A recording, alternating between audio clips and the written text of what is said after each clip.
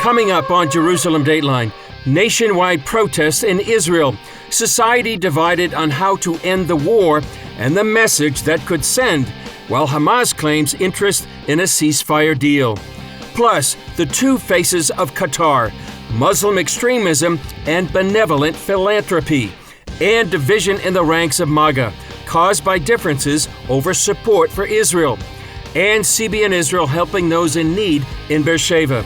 All this and more coming up on this edition of Jerusalem Dateline. Hello and welcome to this edition of Jerusalem Dateline. I'm Chris Mitchell.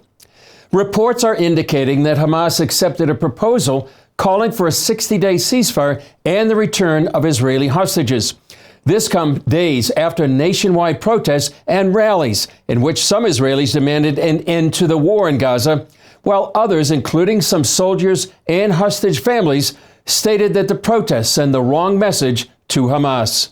Here's how this week has unfolded. At a mass rally in Tel Aviv Sunday night, some hostage families pleaded with President Trump to help end the war and free the hostages. We now rise to save the hostages, the soldiers. We demand a comprehensive and applicable deal and the end of the war. We demand what we deserve, our children, and we will continue to demand until we get all of them back. Hamas released footage of Zangauker's son, Matan, who pleaded for his life. Some believe Hamas timed the release of Matan's video to stir the emotions of the nation. During the day, organizers launched a nationwide strike to shut the country down. Police arrested dozens of protesters after they blocked main highways. But family members of those killed on October 7th told Israeli radio the protests play into the hands of Hamas. One family member said, "When we go out into the streets like this, Hamas sees us falling apart from within. For a comprehensive deal, Hamas needs to be on its knees." Another said the protests sow division. The more we escalate the struggle in this way, the more we will push the country into total chaos. And in my view, we will achieve nothing except terrible division among us. Israeli Prime Minister Benjamin Netanyahu said ending the war would serve Hamas. Today, those who call for an end to the war without defeating Hamas are not only hardening Hamas's position and delaying the release of our hostages, they are also ensuring that the horrors of October 7 will be repeated over and over again, and that our sons and daughters will have to fight over and over again in an endless war. IDF Chief of Staff Eyal Zamir announced the IDF is preparing the next phase of the war. First, to move the people of Gaza City south to safety, and then encircle the city to defeat Hamas. 100,000 reservists have been called up for the offensive. Hamas says it has agreed to the latest ceasefire hostage proposal as talks in the Middle East pick up steam. The IDF Chief of Staff is calling it a, quote, turning point in the war. But Israel Prime Minister Benjamin Netanyahu appears to be taking a wait-and-see approach as the IDF continues its plans for the takeover of Gaza City.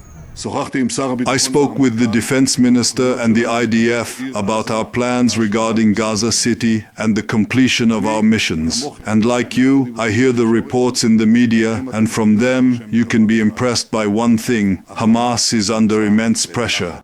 The Qatari Prime Minister met with Hamas and Egyptian mediators on a proposal that would include a 60-day truce, the release of 10 living Israeli hostages in exchange for the release of 200 Palestinian prisoners, the return of all remaining dead Israeli hostages in exchange for 10 Palestinian bodies, the temporary halt of an IDF offensive, and the formulation of a committee to govern Gaza. Hamas, for the first time, after weeks of not being willing to discuss any deal to release hostages, even though Turkey had already approached it and Qatar had already approached it, suddenly it is on the table. The reason is clear and we see it now in discussion. Only their fear that we seriously intend to occupy Gaza, facing this alternative, they are willing to discuss.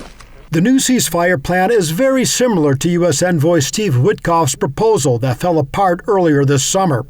President Trump shares Netanyahu's skepticism. He took to Truth Social, posting, "We will only see the return of the remaining hostages when Hamas is confronted and destroyed."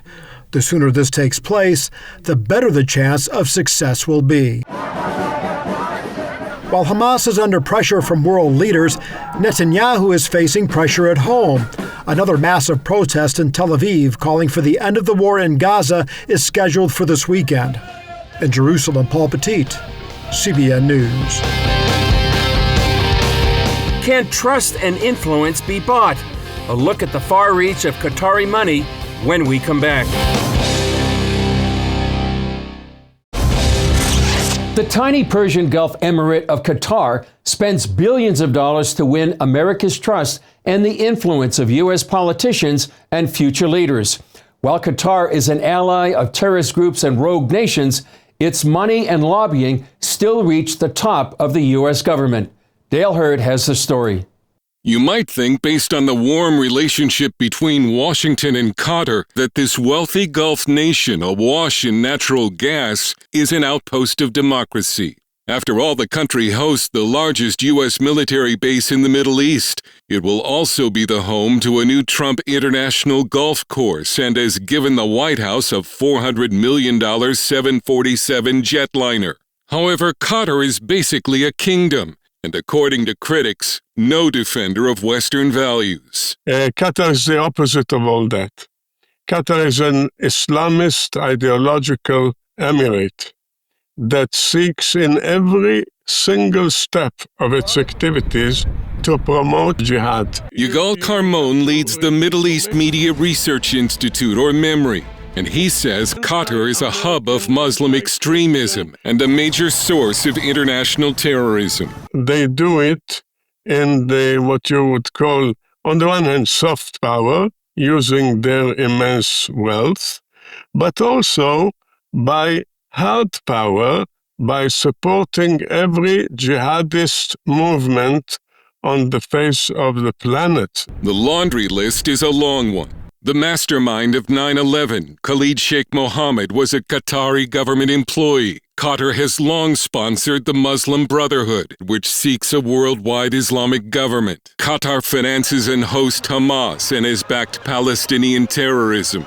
It has strong ties with Iran and the Taliban, and it broadcasts anti-Semitism and lies about Israel as well as anti-American propaganda through its global TV channel Al Jazeera. There have also been reports Qatar funds terrorists in Africa who kill Christians. On October 7th, Qatar blamed Israel for the Hamas massacre. And when Israel killed the mastermind behind the attack, Yahya Sinwar, the mother of Qatar's emir, in a now deleted post on X, wrote that Sinwar will live on and Israel will be gone. This is the emir of Qatar and the former commander of Hamas. Look at the smiles of love in the faces. For them, the elimination of Israel is the core belief. An Islamic nation that hates Israel and supports terrorism might not sound surprising, but Qatari influence runs deep in Washington and within the Trump administration.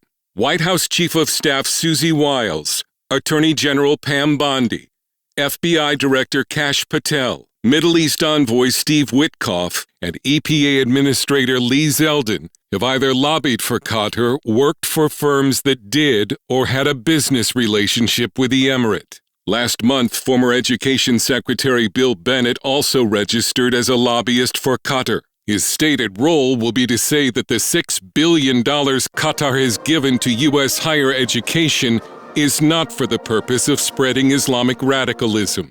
Qatar has spent almost $100 billion to curry favor with the White House, Congress, academia, think tanks, and corporations. It also bought influence in previous administrations. There are plenty of nations trying to cozy up to Washington and using money to do it.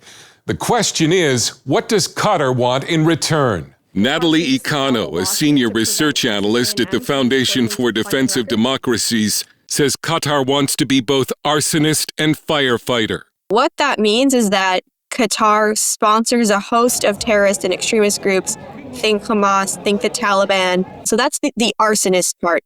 The firefighter part is Qatar coming in and positioning itself as an indispensable peace broker, stability broker in all corners of the world. Econo says what Qatar seems to want with its money is U.S. protection and a privileged position in policy decisions. When Qatar engages in more adversarial behaviors, let's say, so sponsoring Hamas, hosting the Taliban, engaging in corruption, Western policymakers aren't necessarily going to hold Qatar accountable to that because they have this close relationship, because they're predisposed to see Qatar in a favorable light. Qatar did sign a declaration last month condemning Hamas and calling on it to relinquish control of Gaza. Is this a sign of change? Qatar's embassy in Washington did not respond to our request for answers. Carmon, the counterterrorism advisor to 2 Israeli prime ministers, said America is being fooled. When asked about the 747 being given to the U.S. by Qatar, President Trump suggested he'd be stupid to turn down a free, very expensive airplane. But if nothing is free in geopolitics, the price of the plane and the billions being dumped on Washington is more Qatari influence. As the tiny emirate, which sees itself as the true seat of radical Islam, hopes to leverage its close relationship with the United States. Dale Hurd, CBN News. Still ahead, simmering divisions in the MAGA movement. Could they be over Israel? The MAGA movement that propelled Donald Trump to office has been rumbling recently. First came the division over the Epstein files, and now there seems to be an emerging split when it comes to America's support for Israel. CBN's chief political analyst, David Brody, has the story. America's support for Israel has always been strong, and overall, while it still is, some far-right high-profile influencers have taken a hard turn against the Jewish state. Everything they're doing is demonic. I want nothing to do with it. I will never support Israel into the future after what they've done to these children, the starvation campaign. I don't care. Others, like Steve Bannon and Tucker Carlson, want America out of Israel's affairs. Marjorie Taylor Greene, one of MAGA's biggest voices in Congress, has called what's happening in Gaza genocide. Poll numbers also seem to suggest a slight drop in Israeli support among the GOP.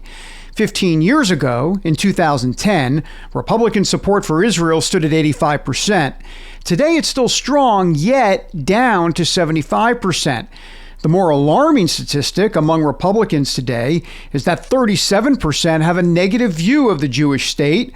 That's up 10% from just 2022, when it was 27%. Part of what's driving some of this MAGA division is coming from younger voters.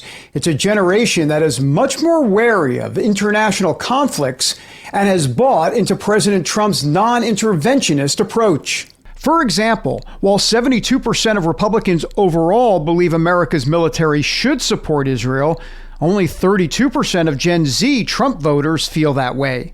Julian Becerra, a conservative influencer on TikTok, agrees. We need to invest in the United States first. And I think it's hypocritical of conservatives to say, yes, we're for deportations. We want to, build a wall, seal up the border, to put America first, but also say, hold on, because it's Israel, let's go ahead and send them billions of dollars. It's part of a free-thinking mindset fueled by the powerful social media landscape. I think the younger demographic, which has access to the social media and understands that platform, can hear the different opposing views, and they're starting to make up their mind and not just have that blind support for it. While that's true, there are plenty of young conservatives who are pushing back.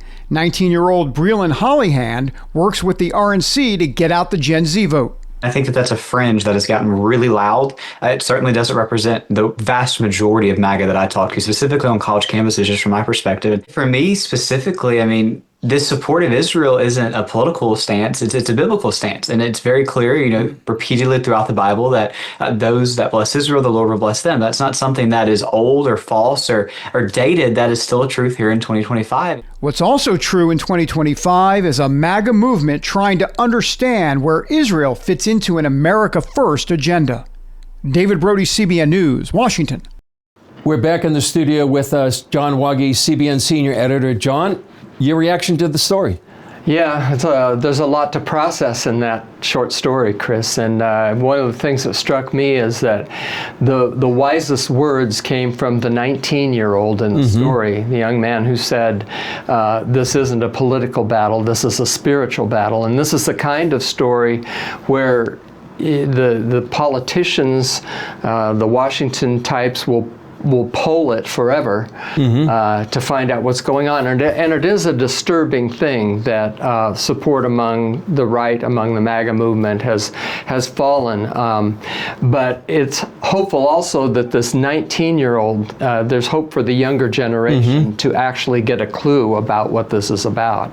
And, I think of the scripture from Isaiah, woe to those who call evil good and good evil. To call a battle against a death cult that has massacred more than 1,200 of your citizens, and then they've lost soldiers in the process, and then call that entity, the Israeli military, demonic, and leave the death cult to just be part of the poor Palestinian population is really untenable. And I think most of the people who support President Trump know that, and I think most of the people who support President Trump also know it's a spiritual battle first and foremost. When it comes to the attacks on Israel, the prophets have foretold it for millennia that this is what was going to happen, and so it extends the plumb line to the world to decide which side you will choose, basically. Plumb line, that's a great word. Do you think we are seeing a division not only within the MAGA movement, but